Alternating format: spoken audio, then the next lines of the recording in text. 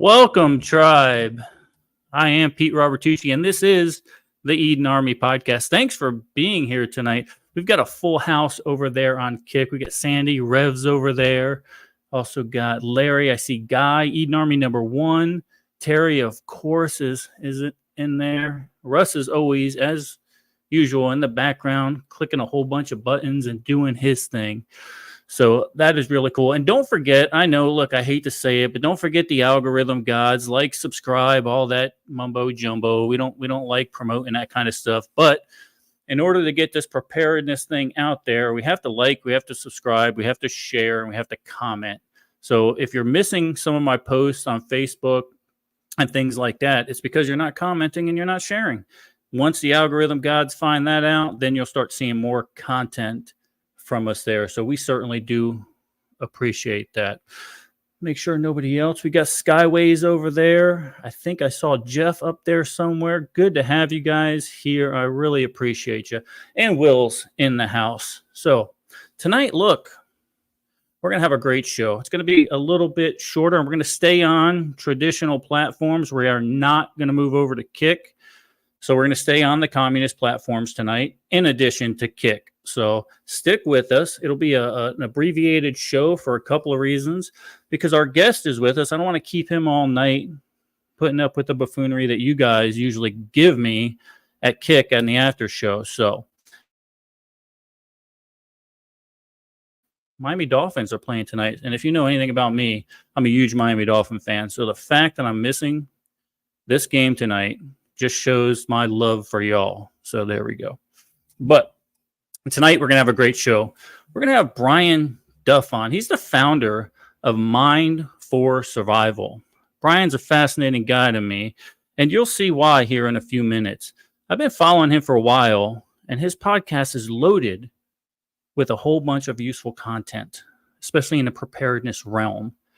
And it's not just about physical preparations. One thing that really sticks in my mind when I think about Mr. Duff is he has a bunch of useful content about preparing your mind for certain scenarios, SHTF scenarios. So just a reminder, though, if you have any questions that you want directed to him, he can't see it on the traditional platforms and on StreamYard. So remember to hashtag Brian. Russ will make a note of it. And then what we'll do is make sure that at the Q&A session at the end that he's able to answer some of those questions to the best of his ability. So make sure we do that. So without any further ado, the young and very talented Mr. Brian Duff from Minds for Survival. Come on in, bub. Good to see you. Oh, got you muted. You're muted. Yep, that technology always gets a hold of me there. So good to have you here, brother. I've been following you, like I said, for a long time, and it's awesome to have you here tonight. Very successful podcast, and listen, his microphone and sound system is envious because he's got that good reverb compression going that I just don't have, which is why I hate the sound of my voice. But good to have you, brother. Good, man. Thank you. I appreciate it. Your audio, I was just thinking before when you were doing your intro there, your audio doesn't, you said that at the beginning of the show when we were talking in the background. You have pretty good audio, man. Oh, okay. Well, we're working on it, but we're going to take it that next level. So, Brian, I read your media kit and found it interesting that our careers, albeit different, had somewhat of a similar path, right? Tell us about what you did in the past, and then what prompted you or brought you into this realm of preparedness that you're in now. Man, I've always been into it. You know, I think like one of my earliest memories was as it was the anniversary. It was my third birthday, or the eve of my third birthday, and the Selmar earthquake in, I think that was 1971, hit out in LA. And I remember waking up, my mom waking me up, and I had gone with her to like this store where you paint little statues, and I had painted this plaster Snoopy that was hanging on one thin little nail above my bed. And I remember even at like 3 years old going, that would have hurt, like, because things were moving around. It was a really big earthquake. you know, I wore seatbelts before, like when you didn't have to wear seatbelts before the seatbelt laws always went in. They always just made sense to me. I'm like, you know, and then like you get into fire and EMS stuff and you start seeing people hit the windshield and different stuff. And so it just kind of set all that into motion. I worked as a lifeguard for a bunch of years, but ended up, I was in the Army. I was in 75th Ranger Regiment, 3rd Ranger Battalion. I got out. I worked as a paramedic here, I grew up in Los Angeles, worked as a paramedic there, worked as a paramedic in Atlanta for a while, and then did about 10 years overseas with the Department of State doing diplomatic protection before coming back home and doing some more stuff back here in the States. Wow, very cool. So you were a firefighter in some pretty big cities, so you were in the mix. I imagine for a while. So that's a different level than what I did down in Central Florida for 15 years. I'll tell you that much. But well, good for you. That's good. And now you got this successful podcast going on, so which is very cool. And Thanks. And where can we find it? First of all, the name is Mind for Survival, right? Yeah, and the number 4 survival.com, man. It's and then if you just put in Mind for Survival on any of the podcasting apps, I think it pops up on all of those. No, it does. I was doing my research the last couple of days, and it was just like, which is So you've got your stuff together. That's awesome. Thanks. So, man. Yeah. So what type of now I said you're into preparedness and stuff like that. What can some of my viewers expect to see if they were to tune into Mind for Survival? I try to look at. I try to go past the kind of like, hey, this is how much we need of something kind of thing. I've always, especially when I was overseas, I spent so much time doing things that you're always looking at like, why do people do what they do? What makes them tick, right? I think a lot when it comes to preparedness is understanding how we operate as individuals and understanding how we integrate together when things happen. I'm sure you've seen it on, with emergencies and stuff. Sometimes people are everybody's doing great, and other times people aren't doing great. And what's that common denominator? How do we go in and use preparedness and use our mindset to tune ourselves up and to get our ability to deal with everything in as the most effective manner possible while still having a good life? I think when it comes to mindset, one of the things we forget about when we get into preparedness is sometimes we focus so much on the preparedness and what we're preparing for that we forget to have a good life on top of it. Enjoy yourself, right? Have some fun. Like if you spend all your time focusing on the bad in life, and then when we all have that expiration date in there, when that hits, if you haven't had some good in there, what was it really all that worthwhile? Yeah, I agree 100%. And that's what I tell some of our viewers and even some of the people that read my books is, yes, okay, the potential for something bad. Look, the world is not a great place right now. We get that. But if you dwell on that, and if you get narrow-minded, that sight focus just gets narrow, then you're not going to live your life. And then ultimately, no matter if something goes bad or not, they've won regardless. Okay, live your life, do your thing. Be prepared, of course, be prepared, but don't stress over if this guy gets elected or this girl gets elected. Don't stress over it. These are things you have no control over. And it took me a long time to realize that as a firefighter, that this is not your emergency, right? So you need to perform. It's not your emergency. It's their emergency, but you perform. Because once you start getting caught up in that cycle of you're getting overwhelmed, then you're not able to perform. You're not able to render the aid that you need to as a firefighter, right? So that's the one thing. And I got some good advice from a guy. His name is Glenn Jenkins. He's a retired driver engineer. He told me, he saw me in the gym one day and I was pumping that heavy weights and started talking about some calls. And he goes, what I tell all the younger firefighters, he goes, you spend all this time in your gym. You spend all this time working on your body. He goes, not enough of you guys work on your mind. You don't go to counseling. You don't just go talk to somebody. And it's a huge thing, especially first responders and yourself in general, because right, we're type A personalities, right? And we don't like to open up to people. That's just the way, it's just one of those things. I think that's the culture that, and hopefully it's changed, right? Like I let my paramedic cert go this year. I think I became a paramedic in 89. And it was always the culture. You think about like we have in EMS, you have critical incident stress debriefing teams, right? CISD teams. Mm-hmm. I would argue that most days, if not several times a week, you're dealing with what should be considered a critical incident, situation, right? You, as a paramedic, you're sitting there and, you're up to your eyeballs and trying to keep someone alive. And maybe it doesn't work out, right? You're pulling people out of cars, all this different stuff that goes into it. Right. And so I think we've never really looked when it comes to post-traumatic stress and all this stuff. I think we've done a really terrible job of looking at it and figuring out how do we deal with this. We've largely ignored it because it's in the mind. And I think a lot of times people, when it comes to the mental stuff, it's like, if you came home one day from work and you were burnt, kind of thing, or, missing a limb. Well, okay. Yeah. That's your wound. But really it's a wound of the mind. PTSD is unprocessed memories. Part of the problem that you have, that first responders have, and military guys when they go to war and different stuff, law enforcement, is you can't catch a break, right? Yeah. You go out and deal with something right now. An hour from now, if something even worse happens, you're back on the rig and you're having to go deal with it.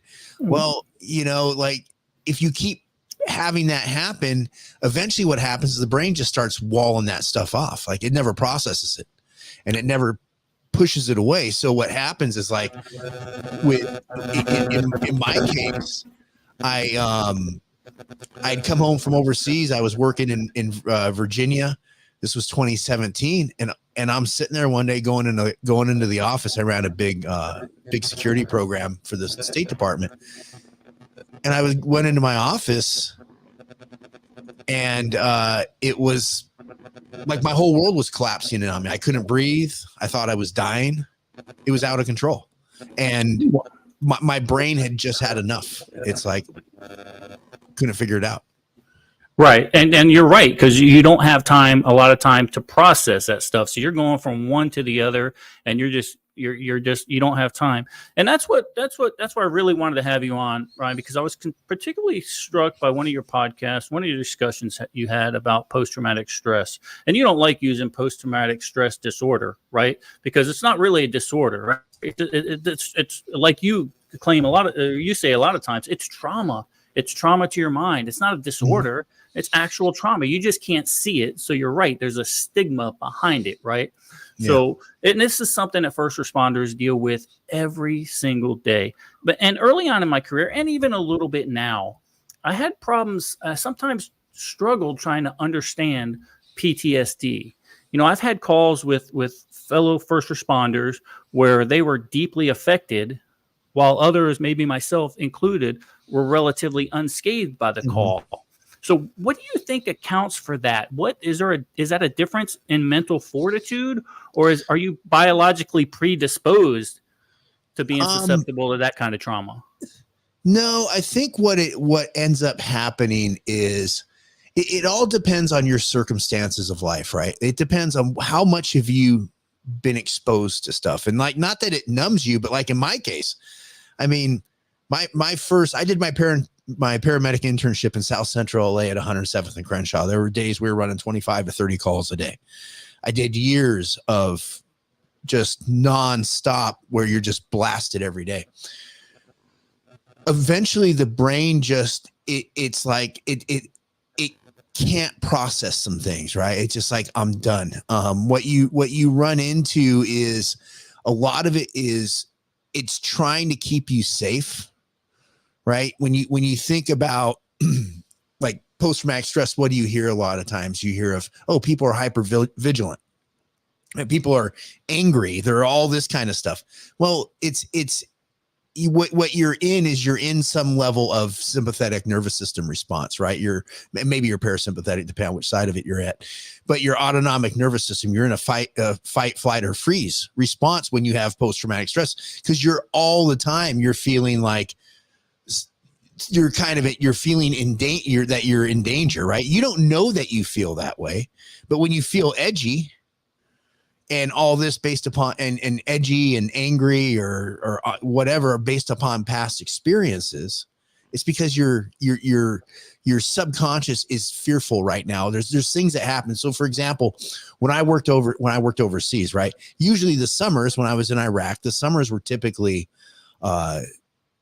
people were more active because you're not dealing with the rain, not dealing with all that stuff. So as it would get hotter, the level of activity would go up. Well, spent enough years over that. When I came back home, I was the director at the North American Rescue's Education Training Center in Las Vegas for a few years. So when I would come home to go in and I would get ready to go into work in the morning, I'd walk out, and just like when I was working for Blackwater overseas, we'd go out and do diplomatic protection. I'd walk out in the morning, I'd get in our Suburbans, I'd get in my truck, and all the noises sounded the same. Every time I have one of these little noises that sound the same, or a smell that sounds the same, or smells the same as when I was in Iraq, or a sensation from when I was in Iraq, my subconscious goes, oh, well, when it was hot, these guys tried to kill you. When this happened, it tried to kill you. So when I would leave my gated community, it was just like leaving the embassy compound or the regional embassy office that I was first at when in Iraq. And so the gates would open, and then it was on like Donkey Kong once you rolled out that gate. Well, when I would leave my house in the morning and I would head to work, as soon as that gate opened, it felt like, whoo, I'm doing this. Let's go. You know, I might as well play the hate metal and all the other stuff that we used to play. Then when I get on the highway and I hear the engine speed up, it's my subconscious noticing all these past data points that it's going, they're all present right now. Therefore, something bad might happen. And then what the subconscious does, it's why I would feel agitated. It sends, like, do you know when you get that nervous feeling? What are we talking about? You and I have never really talked before, but I just said, do you know what you get when you get that nervous feeling? Like, oh yeah, I know what I get. Everybody has these sensations, right? That's your subconscious trying to let you know that it's saying that there's a problem out there. Like something's going on. And it's why when I get in the mindset stuff, where mindset is so much more powerful than is the most powerful fundamental of preparedness. Because it's what feeds into your situational awareness. You can walk down the street right now, never been on a street, and you could like, oh, there's something over here that I need to avoid. You don't know why, but you'll move farther out onto the sidewalk. You might walk around a place. That's all your subconscious picking up on these past cues. Well, that's post-traumatic stress. It builds up, right? It's if a woman gets attacked from a guy, why does she get nervous when she goes around guys with loud voice or whatever that is, right? And that's something that people need to understand too, is just because I spent over 2,000 days in the ground in Iraq doesn't mean my post-traumatic stress is any different than anybody else who went through some terrible, could have been one terrible incident.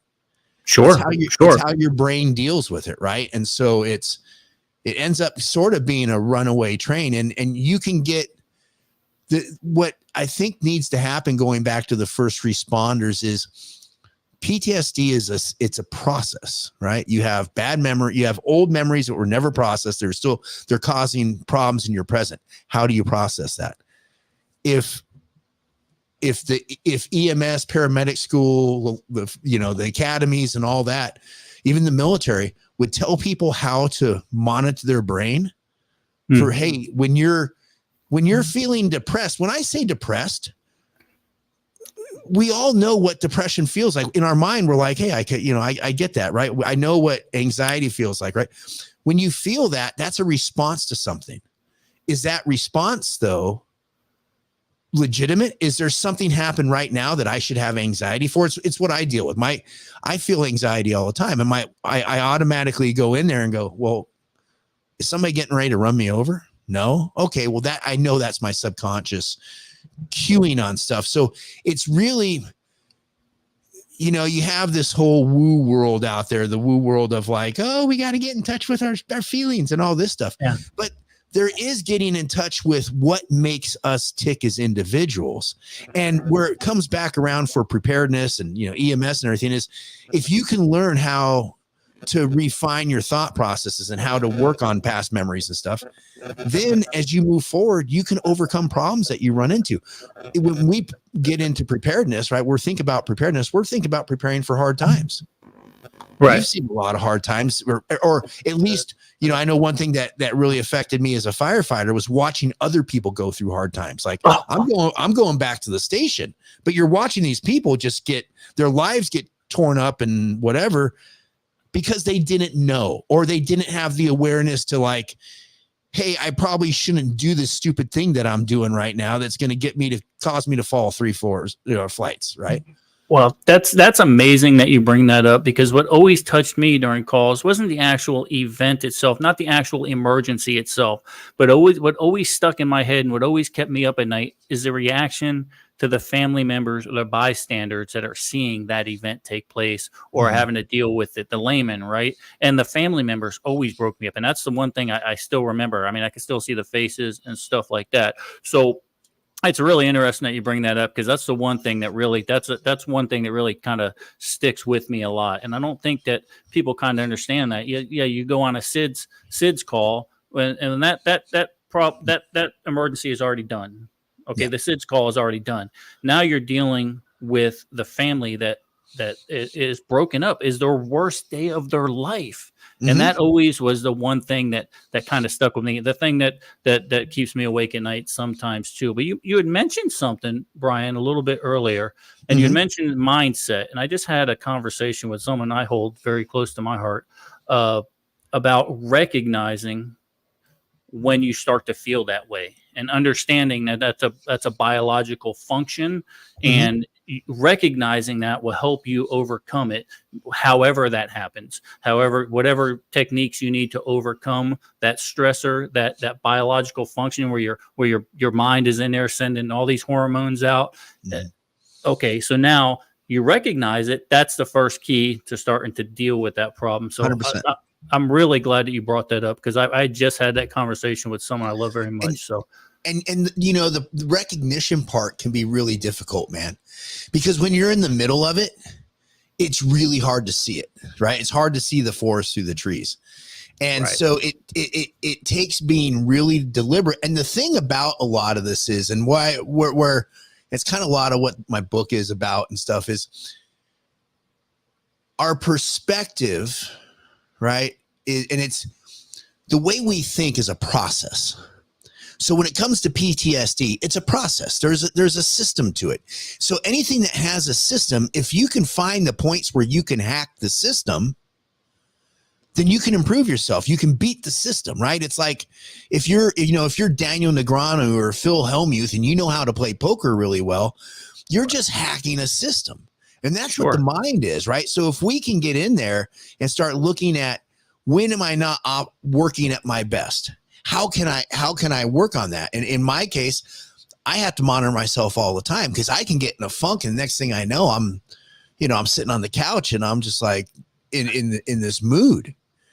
But and so it's coming back, like when you find yourself, and it's with situational awareness, right? What do we try to do? We try to monitor our situational baseline. Like if I know that I'm sitting here in my house and I'm reading a book or watching some video or something, and I'm safe right now, and nothing changes in my personal environment, nothing's changed, then I know every second that goes by that nothing changes, I'm safe. Well, if post-traumatic stress, part of the problem with PTSD is it wants us to feel safe. So what does it not want us to do? It doesn't want us to take chances. Doesn't want us to go out and interact. Let me stay in my house, right? Let me give you anxiety so you're not out taking risks. Because a lot of times when you like, where mine, it was just, when I asked my therapist, I had to do 6 weeks of inpatient in 2019. And I asked my therapist, who was a double PhD, and she said, yeah, I got 2 PhDs because I was never good enough. Right. So one was never good enough, that kind of the level of stuff. Right. Right. So you start diving into it. And I asked her, like, I've dealt with so much. I mean, I was a lifeguard at 16. I pulled my first person out of a pool when I was 16 years old. Right. EMT at 18. Paramedic in LA, paramedic in Atlanta, all this stuff. I dealt with a lot. And I'm like, nothing was ever a problem. And then all of a sudden one day I'm just bottomed out. Like I didn't know who I was. Like, who is this guy? Like, I could barely function. Like, I could barely get a shower. Right. And so she's like, your sponge just fills up. I think it goes back to what we used to call it. You don't hear it too much anymore. Probably, Gen Xers, some of us say it still is. I'm assuming you're a Gen X, but maybe you're not. But your sponge just filled up. You have that midlife crisis. And I kind of think that we all deal with a bunch of stuff in our life. And the reason we prepare is because we worry about the future, right? If we didn't have a worry in the air, right? We didn't care about anything. We wouldn't prepare about the future. We'd be living in a van, surfing in California, doing something, right, exactly, hanging out, being hippies somewhere. But we worry about the future. So we go out and we buy long-term storage food. We buy firearms. We do all this stuff that we do. Right. But we don't, and we get confident with that, and that helps us out. But a lot of the reason we do that, we spend money, spend time and effort, is because we have something that makes us worry about that. Here's one for you. 65+% of all first responders, military, public safety, and all that, all had trauma in their childhoods. Wow. Wow. So they end up going, part of the reason, I know for a fact, this was my story. I went and I never realized I was doing it, but I went from being a lifeguard to an EMT to a paramedic to a firefighter. Let me join. Nothing was ever good enough. Let me go become an Army Ranger now. Let me go back overseas for 10 years and do all this stuff that I was doing over there as a contractor. Nothing was ever good enough. I was always trying to figure out. I always said, well, I'm trying to protect people, right? Like, I'm helping people, right? That's what you do at EMS. You go help people. It was always great. It made me feel good. But who was I really able to protect with all that great stuff I was learning? I thought I was able to protect myself the most, right? That's the byproduct of all this stuff. Yeah, PTSD is just a big mind screw. You just need to kind of figure out how to unwind it all. And recognize it, like we were talking about, recognizing it, and that's the first step to being able to worry about the symptoms is, okay, I'm going through this now, so let's see how I can deal with this. But there's talking about mindset.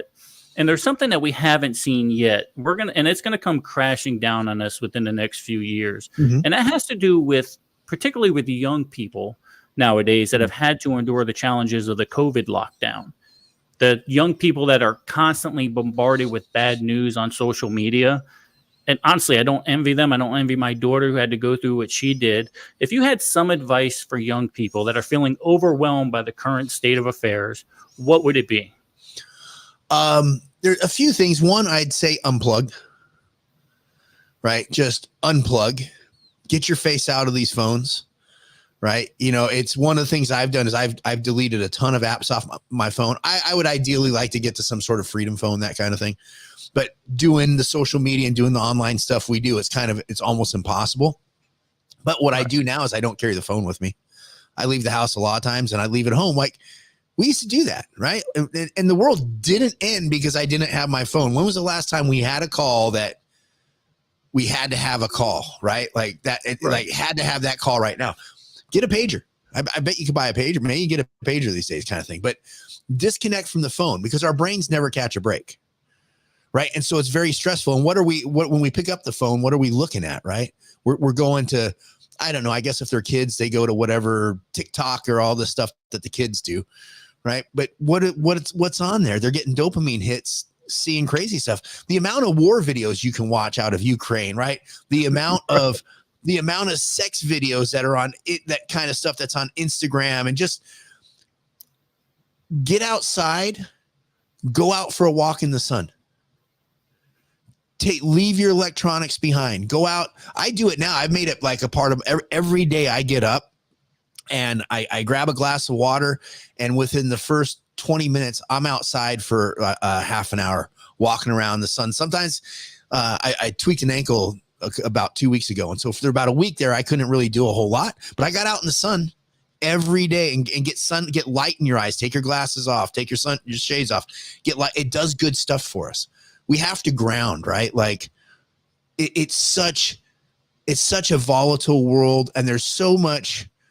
Before, years ago, when I first got into prepping, it was the survivalism days back in the late 80s. My buddy's dad got me into it. And it was every 6 months. It was, this is it. Bill Clinton's getting elected. This is the one, or this is happening. Now the end's going to be. And about the fourth or fifth time, I think, but when after Y2K came around, I'm like, all right, I'm done getting on this train of the world's going to end, right? Like I get it. There's bad stuff. Let me prepare for it all. So I would try to unplug, back up, understand that, hey, you have to, especially in today's world, you have to find the things that, take the time to find the things that make you relax, make you feel good. And that is not an algorithm driven piece of technology that's designed to screw with your biology.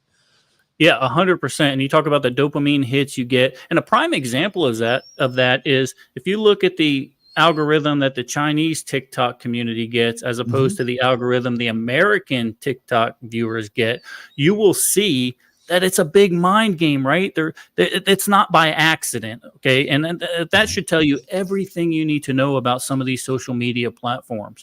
So, and that's another reason why I believe some of our stuff is held at the bottom of the algorithm 100%. In some of these platforms. So it's nuts. Well, I appreciate that. That does help out, and I really wanted to get that question out there, not just for me, but for some of my people also. So good stuff.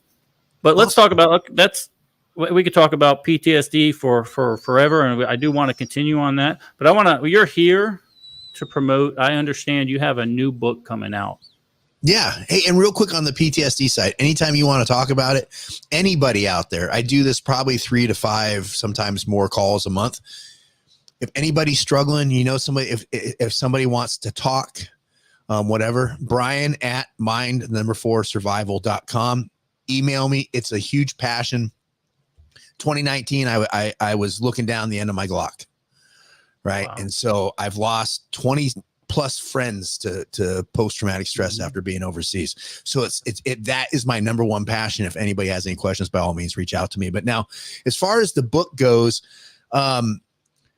it's not your traditional, hey, here's 52 weeks of preparedness. Here's, you need this many bandages, this many beans and bullets and that kind of stuff. I talk about that in there. I talk about, hey, here's how you should look at how you need to structure, how much food you need and all that, water and stuff. But it's more of the strategy of preparedness. It's the mindset of preparedness. It's kind of like, the filler that combined, no matter which way you look at preparedness, it's kind of like the stuff that can hold it all together. And so you can espouse the one person system or another person's system. And this is just going to tell you, hey, how do you look at this stuff to make sure that you're being as prepared as possible? How do you refine your perspective? What is situational awareness? How does it work? Because situational awareness, when we talk like with John Boyd and you get into the OODA loop, the observe, orient, decide, and act, that's a decision-making process. And the whole thing is, how do I observe the world? How do I interpret what those observations are? Then how do I take those and make it into a decision that leads to an action? So I get really deep into that and how we get our perspective, how we can refine our perspective. Because at any point along through that process, if we can dial up how well we go about it, then we have a better chance of success. Success comes down to your mindset, your ability, and your luck, good or bad. How can we go in there and dial those up? Ability is your knowledge, your skill, and your resources.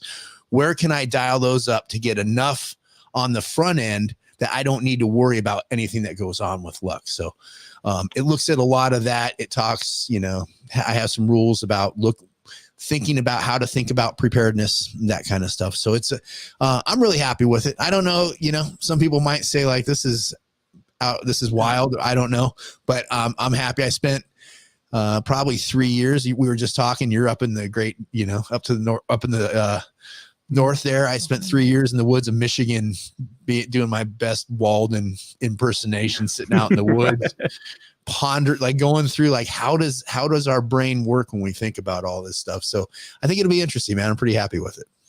Yeah, good. Well, once that hits now, you said you were completely done on your end. Now you're just waiting on the powers to be to get it on the market. So make me a promise that you come back when it hits Amazon and all that, and we talk about that a little more in depth once I had a chance to read it. What do you say? Yeah, I'd love to, man. I appreciate it. Thank you. No, great. So let's see. Next couple of months, got any events coming up? What do you got coming up? Where can people come meet, Ryan? Well, I'm heading back to Saluda, North Carolina here in a couple of weeks for the event that's there. And then in October, I will be at Fallout with Mountain Readiness in, was that like the 12th or something like that weekend of October? I can't remember the actual date. 20th, 19th, 18th, something like that. I'm sure Russ will pop something up on the screen here eventually because he's kind of on top of things. Well, good. Well, I look forward to meeting you in person. That's for damn sure because I'd like to talk to you more about some of that stuff. And since we're all going to be at Mountain Readiness and Fallout, what do you say, Brian, don't go anywhere. Let's see a little Mountain Readiness promo video. What do you say, Russ? I spent my first 15 years trying to get out of the woods because I thought it was horrible. And I spent the next 20 years trying to get back.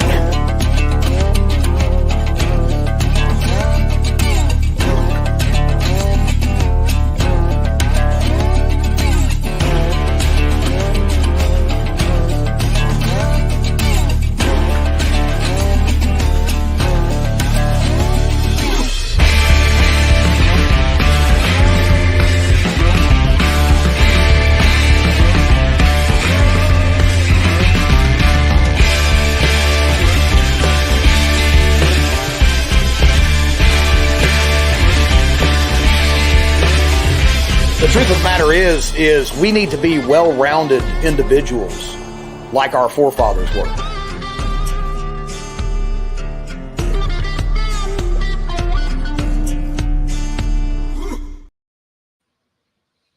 Outstanding. Good time. You're going to love it there. And guys, if you're not signed up, if you can make it for a day or two, drive down, come see us. It's a good time, and you're going to meet so many like-minded people. Russ, I brought you in without telling you, brother. Sorry, you're live. You're here. Okay. I just throw a grenade right in your brother. Good to see Brian again. Not a lot of questions, guys, but a lot of good comments, especially from a lot of our viewers that are firefighter EMS. Jeff Johnson says one particular call, nightmares keep waking him up for a couple of months. He was able to talk to a stress counselor, and he still occasionally sees that call in his mind, but he's made peace with it. Yeah. And again, those stressors. Let me see what else we got here. Well, and then Patrick asked, "What is the name of your book?" That's something we forgot to ask you. Oh, it's the name of my brand. Mine, the number 4 Survival. Oh, perfect. So easy to remember. He's using the KISS method. I like that. He's keeping it simple. Exactly. Okay. Hey, on your note from Jeff Johnson there, hey, Jeff, man, if you ever go back to another therapist, look into EMDR. Sometimes if you have some pretty vivid memories, it's called EMDR. It's a form of treatment that they do. You can do it in most offices as long as the therapist's certified. Sometimes that you can get that handled in one visit. There you go. And also, Will was saying that he doesn't allow his PTSD to incapacitate him, and he's wondering if it's just he's just not coping with it, or has he found the magic trigger to be able to deal with it? Has he not just addressed that head on like maybe he should? Well, you might have. What I found with mine was that up until September of 2017, when it crushed me, I had to go to the hospital. I didn't really believe in PTSD that much. I'm like, you just deal with some stuff and you got these things. And then what I'll say is when it hit me, it was like I was hit by a cement truck. It just, wow. I mean, it was hard. I went from, I ran a program with, 1,000 people on it to I could barely figure out how to get out. I could barely get out of my house to go anywhere. And so you might just be at that spot where it hasn't, maybe you're lucky in a way that it hasn't gotten worse. But if you do have some issues, think about if there's a way that you can go. If you work for an employer, I believe most employers, you can get 10, 11, maybe 12 visits with a therapist. Mm-hmm. And so go ask your emergency assistance program, and there's no shaming about it. I didn't want to do that. But after I went to the hospital, when I had to leave work and I went to the hospital, and the doctor, she checks my blood pressure, does all this stuff. She's like, dude, you're great. but your blood pressure, where she goes, your blood pressure's through the roof. And I was like, well, what's like the third time I went to the hospital thinking I was dying. And she's like, have you had your head examined? And like right then the bulb, I'm like, oh, like now it makes sense. Like I should do 2,000 days in Iraq and not expect that I have something, plus work in EMS and all this stuff. Yeah. So Now, if you go to employee assistance program, they can get you, they can recommend you stuff to get to therapists that I believe it's free of charge usually.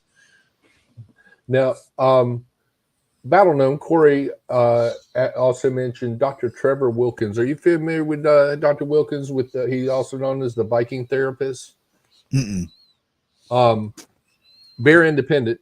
TJ went through some stuff like that, like the same stuff, PTSD, and went with Dr.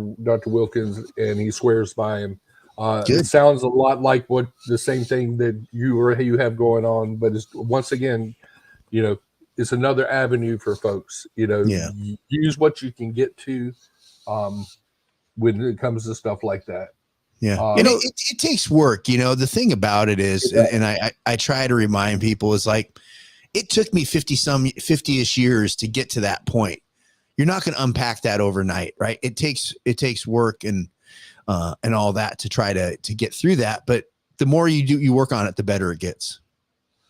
Absolutely. So I was a proponent of, listen, I could tell at the fire service that things were building up, and I said, it's time. I'm relatively young. I could do another 10 years if I wanted to, but there was just a feeling that I had, look, it's time. So what I'm hearing from you right now, I could have a stressor a year or two down the line from now, and I just come down with a bad case of it.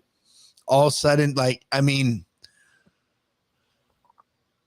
said, I went in from walking into meetings where, I had 20, 30 people in the room and just running it like clockwork, having people in and out of my office all day, to literally the next day, just like barely being able to function. It just shut you down. And it's like your mind finally kind of, and it was interesting because my peer group of the guys that my friends that I worked overseas with, and we spent a lot of time overseas, all within about 3 years of each other, every one of them went down with it and started struggling with it. And it was just like, yeah, it was there before, but then all of a sudden it's just like, hey, I was kind of told that it was somewhat of, your brain's been trying to protect you for so long, and that you've put so much stuff on it that eventually it's like, I don't know what's going on here to make of this stuff, so I'm just going to shut you down. And like trying to, almost like if you throw out your back and your muscles all knot up, and next thing you know, you're walking around like a question mark because your back's trying to protect it. Kind of the similar in a way to that. Wow. Well, I'm not looking, oh, God forbid, I'm not looking forward to any of that. The good thing is, I wouldn't look forward, and I wouldn't wish it on my worst enemy. This is like, it in a way, a lot of where I look at the world now is a lot better. I wouldn't have gotten here had I not gone through it. But the thing to know is it's not this ethereal thing that floats around.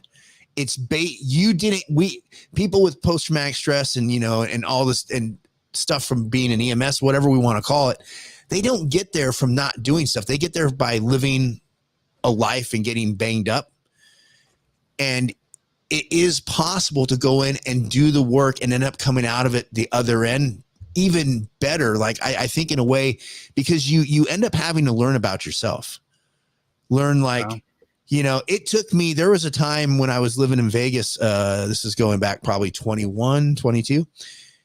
I couldn't walk into a supermarket.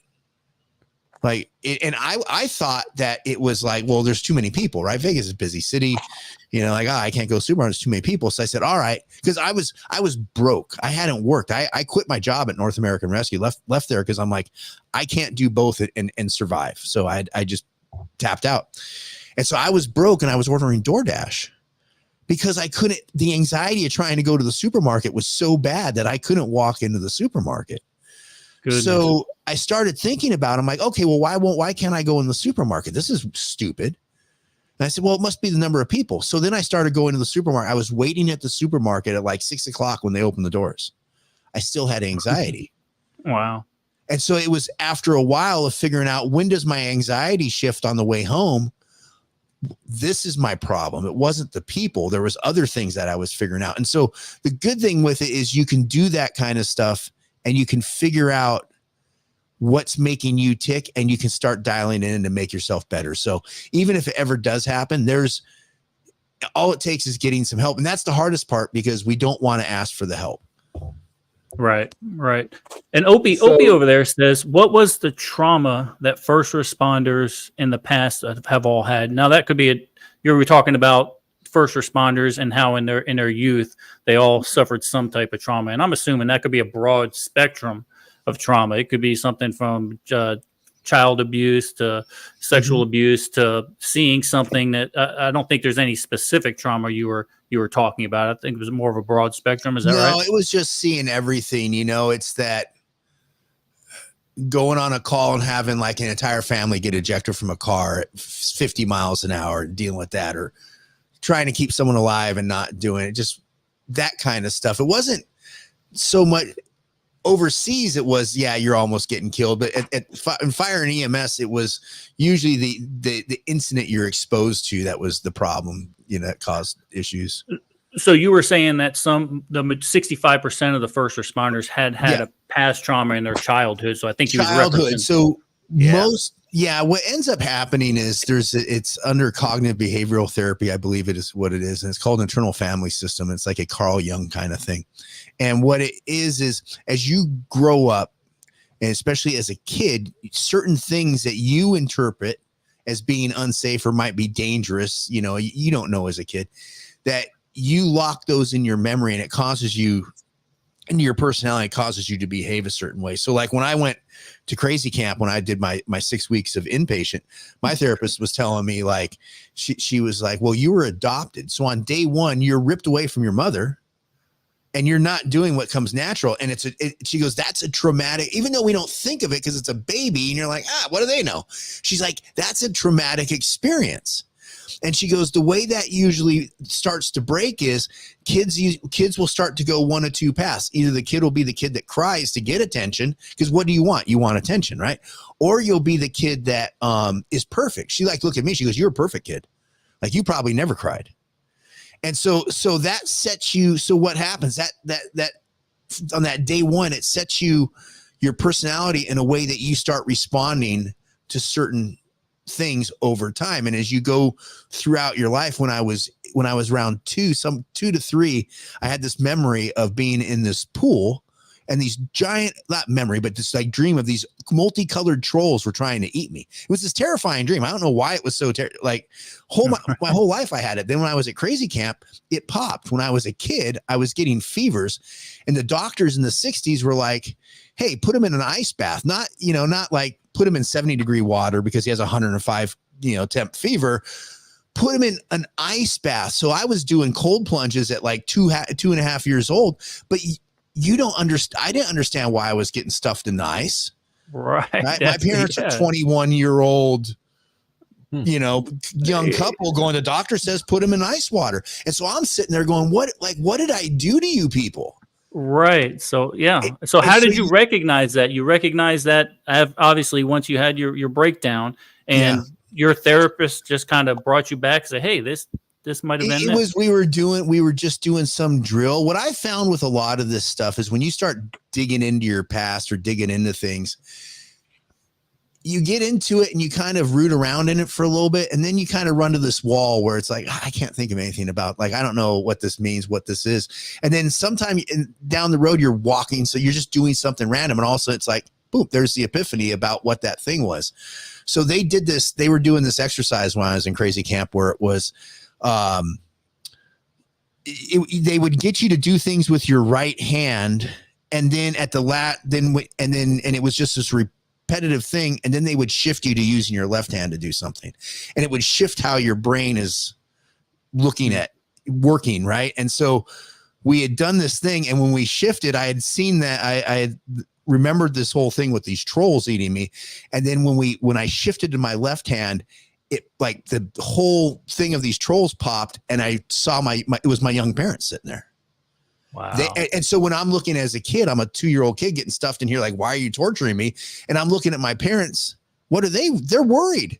They're like, they have to stick their kid in an ice bath and torture him because he has 105 temperature kind of thing. Right. And so I'm picking that up off them. Like, one of the things I noticed over years was I'm still very, like, I pick up facial expressions like crazy, and so it's these things that set you up over time, right? So me wanting to protect myself, let me be a lifeguard, EMT, paramedic, firefighter, Army, all this stuff that I did that, oh, look at this great resume. All of it was because I was trying to figure out this stuff I have. And one thing, and then you go down that path, think about that. As someone that has trauma as a kid, what do? They join the fire department. Right. Well, what's going to happen? Go become a cop. You're going to get more of it, right? You pile it on. Yeah. Wow, incredible. That's funny that you talk about, because I think we were driving up here in the spring, or it might have been last year. But I had my wife noticed I had this weird little tick while I was driving. I was doing this. She goes, "What are you doing?" I go, "I don't know. I don't know what I'm doing. I don't know, but it feels." It feels right, and just leave me alone. And I would switch to the other hand, and I would do it. And she goes, "Yeah, you probably need to talk to somebody. There's something going on with you." I was like, okay. Well, so one of the things when I was going through my recovery, my big recovery, where they're just trying to keep me from eating a gun, was that they had talked about there was ways of coping, right? And so when you're in the moment where something's bothering you, it's grounding, going out in nature. So like, I'll go out, I'm in Texas, not as bad as when I was in Georgia, a little bit too many fire ants to go barefoot in the grass out here for me. But I try to go out and walk around in nature, hear the wind blow, and it kind of helps settle you down. Right. And so there's also, they talk about meditation, but again, this is the woo stuff. Yeah, I do meditation. I put up, some ladies like, oh, do this with your breath. I do all that. But what meditation really is you doing something that distracts your mind from all the BS, from worrying about the future and thinking about the past, all the regrets, all the stuff that we have, and keep you in the minute. So for preppers, maybe that's work on your vehicle emergency kit, your bug out bag. Go through and check your canned goods and do stuff that focuses you in the here and now. That will help you de-stress and help you get through those hurdles when you have them. Outstanding. Yeah, that's good stuff. Well, that explains a lot. This is like a therapy. This is like a therapy session for me right here. This is freaking awesome. Pete, now we know why you sit there before each podcast, right before we go on, and you start singing the Jeopardy theme. You're probably right. You're probably right. Well, Russ, stick with us here, Brian, because Russ, we're going to put Russ on the spotlight tonight. We're going to give him his own little segment. We're going to get him in front of the camera by himself. I'm going to put you on the big screen here. I'm going to put you right. Hold on. Let me see. I don't know how to do that. Put yourself on the big screen and tell us about the survival item of the week.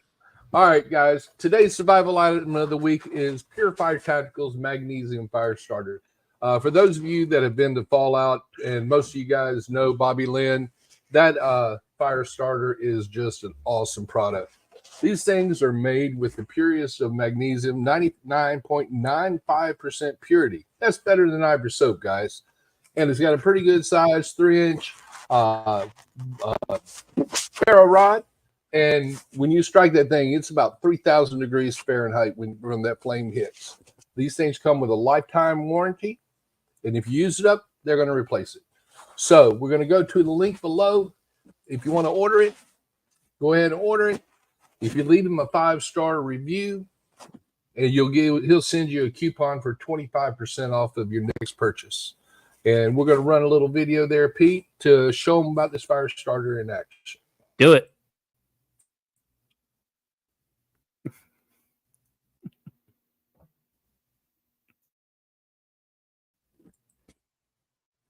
I'm trying. See if you can get it up there. Hi everybody, this is Bobby with Pure Fire Tactical.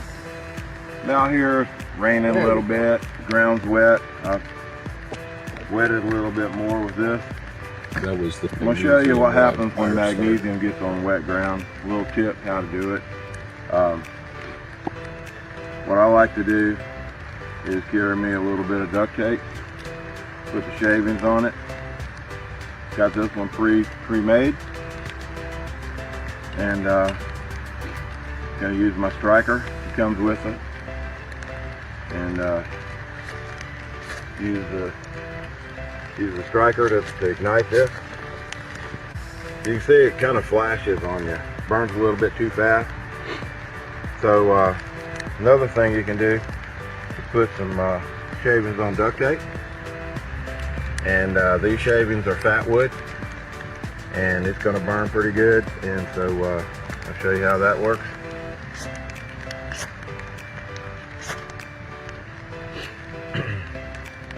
Process a little bit more fat wood here.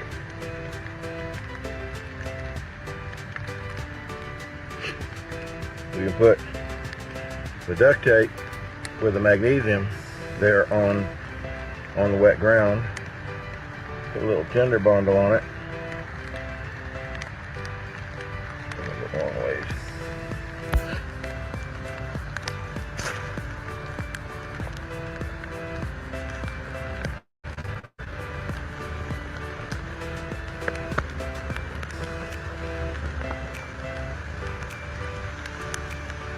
And there you go. That's going to save you a lot of heartache when it's wet, when the ground's wet. Remember those two tips, the duct tape or the flame extender. You can wrap it right around the handle. This is a survival model. Remember, you can keep one of the fat wood rolls in here on the duct tape, or you can put the shavings on it, whatever you like. Thanks.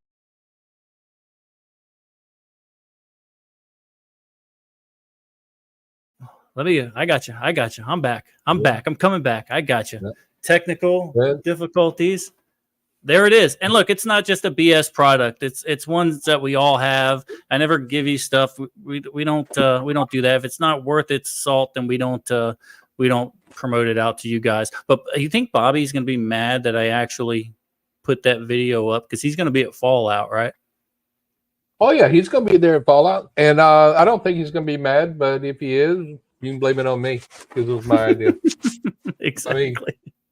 I got thick skin. Perfect. Brian, you've got yourself muted there, so come on back in here. There might be a little fallout if he gets mad. So, you won't be mad about that. That's a great video. I like that. That's a good job. There. It was so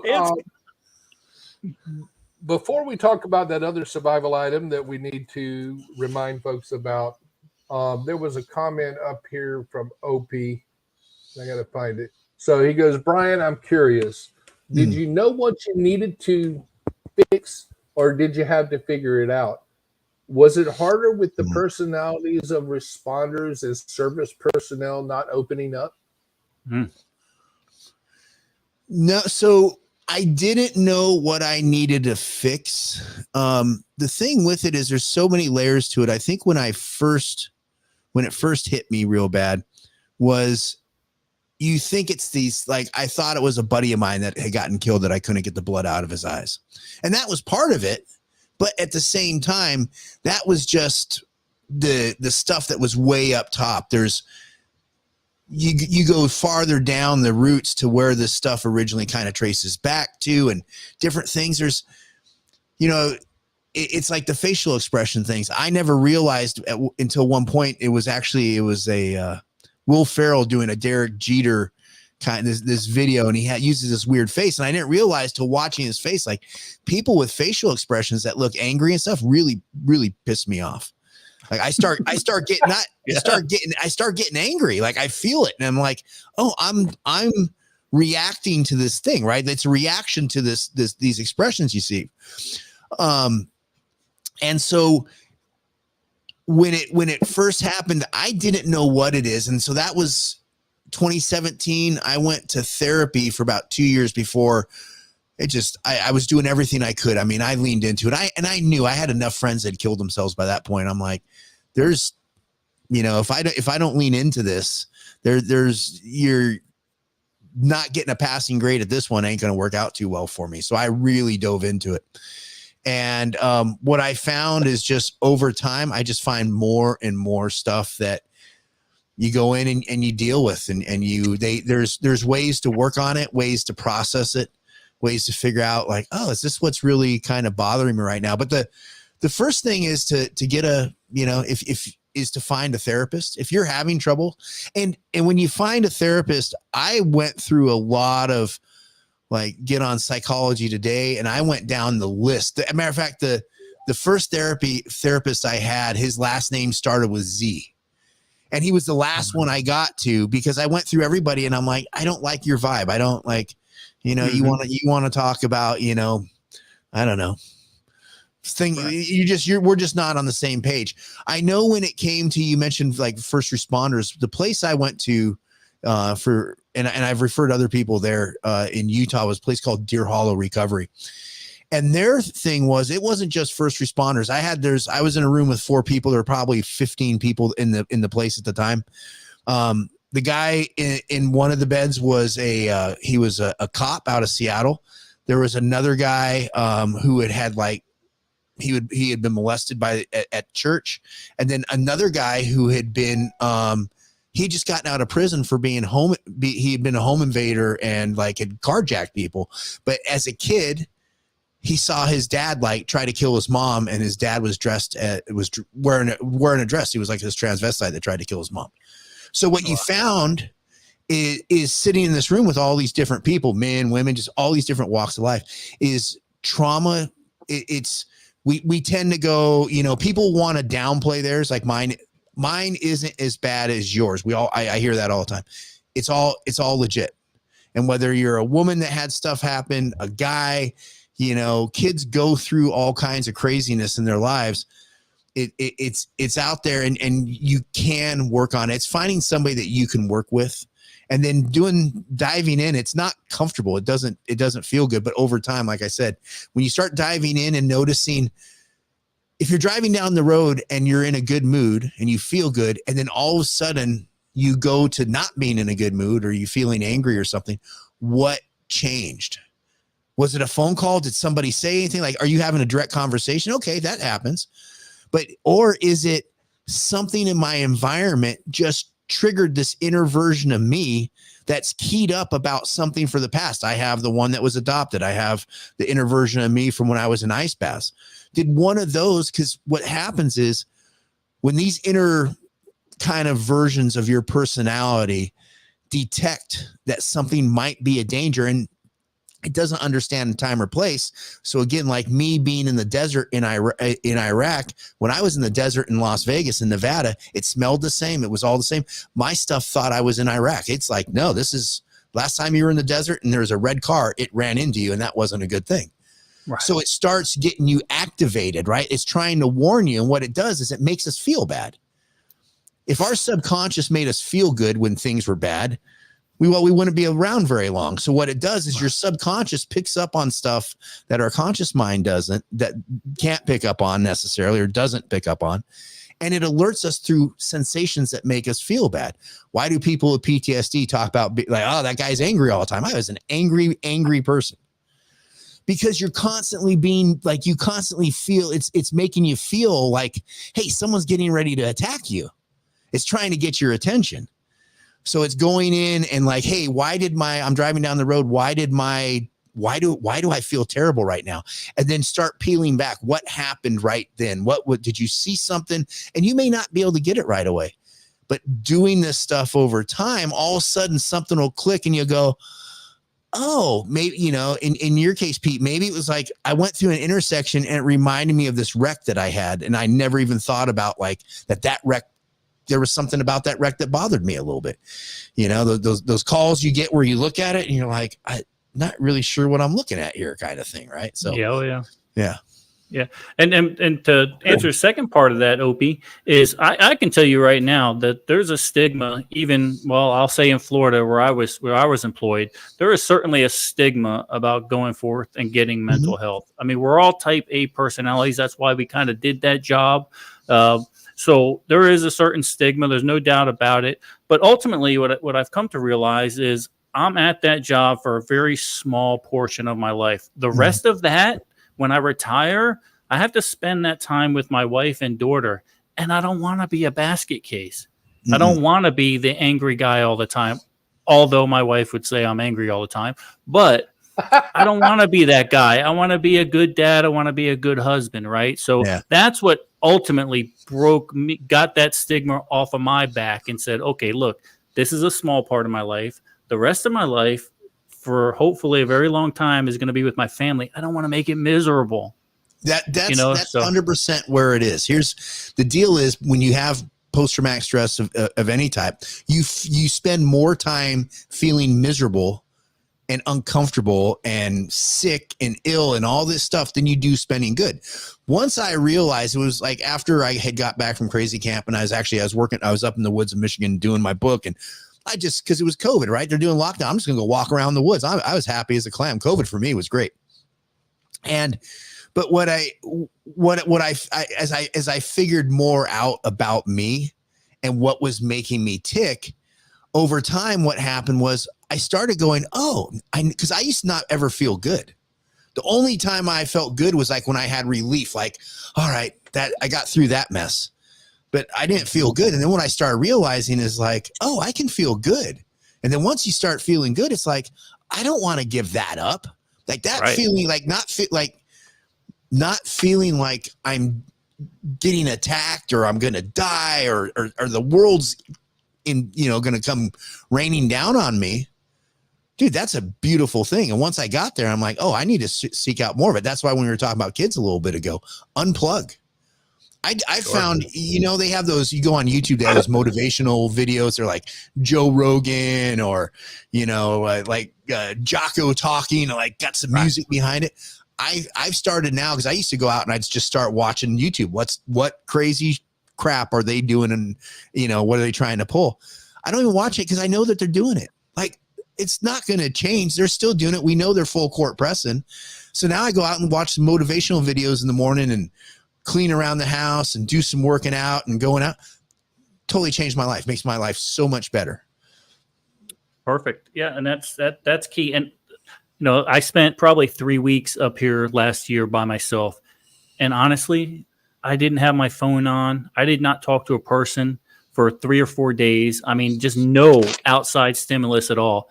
And I got to be honest with you, not because I was away from my family, because I love being with them. That was probably the best 3 weeks of my life. There was just unplugged. I was able to just, stay in my pajamas and do whatever I wanted. Didn't have to worry about nothing. So that ground yourself, that was key for me. And spending that time away from my family also helps me appreciate my family, right? Appreciate because I'm away from them. So it helps me appreciate them. So good advice. You mentioned, going back on one thing real quick, you mentioned that in EMS and different places, military, they kind of look down on that if you go seek help. It's because they're not educated about it.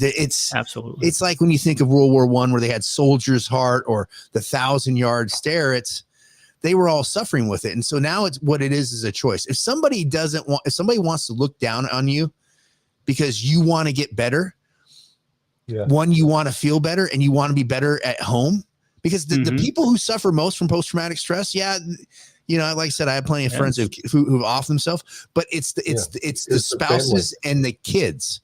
Absolutely. Right? Like I know, I how many of my friends do I know that are maniacs? And a lot of it was because they had a maniac for a father doing stuff and different things. Right. And so at some point, and I would say, especially for public service people, right, you're used to standing up and doing what's right for people. Like, hey, I'm going to put my ass on the line for this. That's exactly what you're doing when you stand up and say, I need help. That's exactly what you're doing. You want to make your life for your family better. You want to make your life better. You want to be able to go out with your family and not be pissed off at something. My girlfriend, I write about in the book, when we were living in Vegas, I couldn't go out to dinner. Here I'm with this beautiful woman. I can never take her out. And so one day she says, hey, if we go down to this restaurant I really want to go down to, we get down there like right when they open in the evening at 4, we can leave before the crowd gets bad. Well, we get down there and we start had a couple of drinks, and I stayed too long and the crowds got bad. By the end of the night, I was seeing people who weren't there that were trying to kill me. Right. Kind of stuff. So get in, work on it, and you can get better. Don't let anybody tell you can't, and don't let anybody try to shame you that somehow it's not doing the right thing, because you're just making your life better. It's not worth living one more minute in misery. Yeah, and Opie, Exactly. it's spot on. Opie, it's a lot about what we talked about earlier about recognizing it. You can recognize that listen, that's in your mind that these people are going to look down on you. That's a sign, right? That's a sign saying, okay, now you know this is trying to stop me from getting help. Yeah. So I recognize that. I'm not going to be I'm not weak. I'm not. That's in my mind, and I need to go seek help. So that's the deal. That's the way I see it. It is. That's your shame drive, and shame is when you're like, hey, you know what? We all know we need to get it. Like, hey, I need to go out and work out. I should probably eat healthier. I probably shouldn't eat this much processed food. In the preparedness community, we know all this because we talk about what the government's doing with the food groups. We know all this, but then when you go to eat, what happens? Let me go eat the garbage. And I'm guilty of this as sin. I just recently started the carnivore diet and I feel a ton better, but it was overcoming the mental, like when I tried to go work out, my stuff didn't want me to go out the front door. My PJ, it wants you to feel worthless. It tries to bottle you up so you don't do anything that might be a risk. And a risk is success. When it comes to post-traumatic stress, being successful is a risk. Oh, well, you might go out and meet new people. You might have new experiences, and that's all dangerous. That's what it's looking at. It's trying to put you in a bubble. Yeah, absolutely. And your mind plays tricks on you, Opie. It really does. Like even the fact when I put my first book out, the first thing I thought was, what are these guys at the fire department going to think of me putting out a book? You know what I mean? That's what I'm worried about. That's the weird thing. And I'm like, ultimately I had to say, I don't care. I don't care what they say. I don't care if they pick up the errors in the books. I don't care. It's what I want to do. It's happening. So that's same mindset, in my opinion. Good stuff. You're talking about books. The good news is, I think our book is going to come out before Brian's bestseller hits the market. So that's a good thing, right? But just remember, guys, we'll have a timeline about this much to get all yours in before Brian. That just So buy some for your grandma, buy some for everybody, because by the time his hits market, you're not gonna have any money left. But let's talk about that. The 20th, that's coming out, and I think we got a promo video for that one, Russ. We do. Are we ready? Here we go. Stick around. Dalton Grinder's life had unraveled in a brutal series of blows. First, the Army cast him aside. Then, his wife walked out, leaving him with nothing but the hollow echo of a once shared life. As if that wasn't enough, his last remaining relative, his grandfather, passed away, closing the final chapter of his family history. Born and bred in the heat and humidity of Florida, Dalton now finds himself heading north to the cold, unforgiving woods of Wisconsin to settle his grandfather's affairs. But fate isn't done with him yet. As Dalton arrives, the South is teetering on the edge of chaos. Legacy media dubs it an insurrection, but the whispers on the ground speak of something far more ominous, the dawn of a new civil war. Birchwood Burning, the first book in the North of Eden series, unfolds against the backdrop of the Eden event, an apocalyptic event first introduced in Pete's best-selling 3 Days to Eden. The serenity of the Northwoods only served to mask the fact that Dalton Grinder's battles are far from over. They've only just begun. Pick up Birchwood Burning, North of Eden, Book 1 on Amazon September 20th, 2024.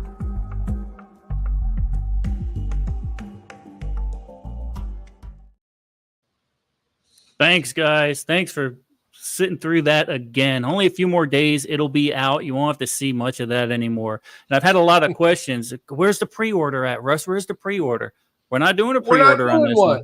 It's not happening. So if you want to get a signed copy, either buy yours the 20th and bring it to Fallout, or guess what? We'll have some at Fallout. But I've actually went through a publisher on this one, and now they kind of set the dates. And it is what it is. So, so they got to get their piece of the pie. But Russ, that's a dang good commercial you put together for me. That's good. Yeah, I'm not going to take any credit on that one there, brother. I had a few minor inputs, but other than that, Pete, that's all you, brother. Good job on that, man. Appreciate it. But we did have an anonymous source send us something this week. We did, but before you get to that, so we can widen up the pool of potential victims for all of this, right? We need to widen up the pool. Don't forget that we're going to be giving away one of these guys from Brian over at BSO. Was it Survival Gear? Yeah. So this is that cook set. And I'm going to put this through its trials here in the next day or two to tell you what it's all about. But right off the bat, it's well made, but might be a little heavy for my pack. But we'll go through all that. But look, some more subscribers on Kick. We need 3 more. Then we'll do a giveaway, and you'll get this $60 gift thing from BSO Survival. So pretty good stuff. And remember, guys, use Prepare 20 all this month because September is National Preparedness Month. Use Prepare 20, and you'll get 20% off on anything you buy over at Survival Gear BSO. Yep. So give Brian some love over there. Brian Loftus some love over there at BSO. But like you were saying, Russ, we did promise a while back. We did. And if nothing else, we are men of our word. We are men of our word. And we promised that nobody in the Eden Army would go unscathed from this meme war that we have going on. First was little Conan over there, Guy. He got the first meme, but we didn't want him to feel left out, right? We can't just isolate the one guy. Might give him PTSD. I don't know. So we need to broaden. We need to bring everybody into the fold. And lucky enough, an anonymous source sent us in our very own version of the Eden Army Breakfast Club. Let's see that thing. Now, warning, this may cause PTSD in some folks. It could. So there you go. All the friends and family of the Eden Army brought together in one picture, paying homage to the Breakfast Club. I see Christy over there, Javi on the top, Opie right in the middle, and I think Griff is the best one. Griff over on the right. Well, hold on. Who is that in the lower right? I can't tell who it is with red hair though. I might gotta take a mental picture of that and save it for later on the night, I guess. So that's you might. So there you go, Mama Tooch. We got Opie, we got Eden Army #1 in there, Javi, my brother from a Browner mother, and Griff. There you go. The Eden Army Breakfast Club coming to a theater near you. Good stuff, man. No. That was awesome. Good stuff. Like I said, Brian, we didn't let you see that ahead of time. I hate we had the subject to that, but once you meet, and you will actually meet all the folks, I believe. Isn't Javi going to be there? No, Javi's going to be at a country. Okay. Well, you'll meet everybody but Javi there at Fallout, and I will have to agree with you, Melissa. Christy definitely looks the best.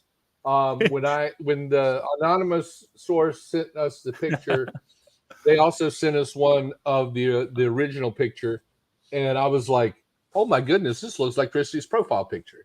And and they said that's exactly where they got it from. Exactly. You did, and that anonymous source, and I'll give you a little hint. That source rhymes with Russ Sawyer.